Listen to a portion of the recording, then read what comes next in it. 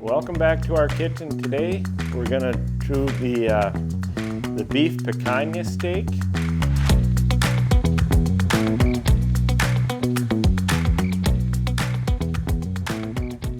And for those of you that don't know what that is, there's only about 4 of them in a beef, or on the back of on top of the cap and the top sirloin. And if you cook them medium to medium rare, which we will be doing that today, and cutting cross grain, they will be super flavorful and tender. And these are frozen, and so we're going to try and thaw them out a little bit. We got a big tub, and what we're going to do is put them in water. We can do that with our shrink wrap wrapping. It's airtight. It's going to put some warm water. Don't use hot water, just warm to cooler, and put it in there. If you use real hot water, your meat might turn a little bit brown on that. So we're going to put it in there like that and let it rest for a while. We'll come back in just a bit, and then we will show you on how to grill the picanhas.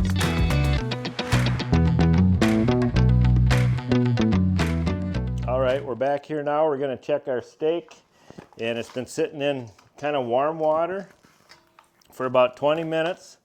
So it's pretty well thawed out, and it's going to be a lot easier for grilling.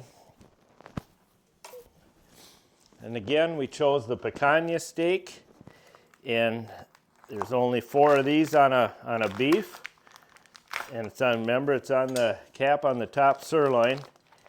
And we're going to put these, we're going to season them a little bit and put them on the grill. What I like to do is I like to put a little pepper on them.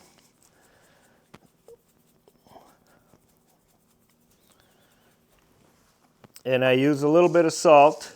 We use sea salt, which is a lot healthier salt and than the iodized or that. And we just put grind a little of that on there. And then my go-to is just a little bit of onion powder. Oops, that'd be a lot. Just a light sprinkle. You don't want to inhibit the flavor too much of the meat. And in my opinion, you can never go wrong with garlic. Everybody likes a little garlic. And we just sprinkle a little bit of that on there as well. And now we're going to head on out to the grill and throw these. We've been heating the grill up, and we're going to throw these on and show you what our end product is. We've been preheated the grill. We're going to throw these on. And if you notice, I use tongs because I don't like to poke or stab the meat, because that can get rid of some of the juice, or it also can make your meat a little bit tougher the more you poke it and stab it. So just get yourself a good set of tongs, and that's all you should need for the grill. All right, we're about 3 minutes on each side, about 500. They're starting to plump good. I'm just going to check a little temperature. The steaks are starting to plump up a little bit, so that means we got to be getting awful close to our desired temperature.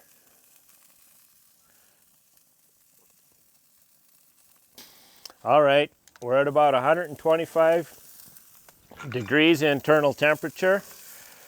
We're going to bring these in. We got a nice little sear going on there, and they thickened up, plumped up a little bit, and that means we're just about to where we want to be. What I like to do is I like to put a little layer of butter on them, let it kind of melt and seep in, and that's just me though, because like I say, everything's better with butter. And we are kind of old school and farmers here, so we do like our butter. So now we'll let that sit and soak, and we'll let them rest for 10 minutes, and then we will cut one open and show you how delicious they're looking. Cut into our meat now. That is. And we're just using a regular bread and butter knife. Got a little bit of a tendon there. And there we are. If you notice the red fluid on the plate, a lot of people think it's blood, but it's not. It's called myoglobin, which is a cousin to the hemoglobin, and it's a great source of dietary iron and B vitamins. That is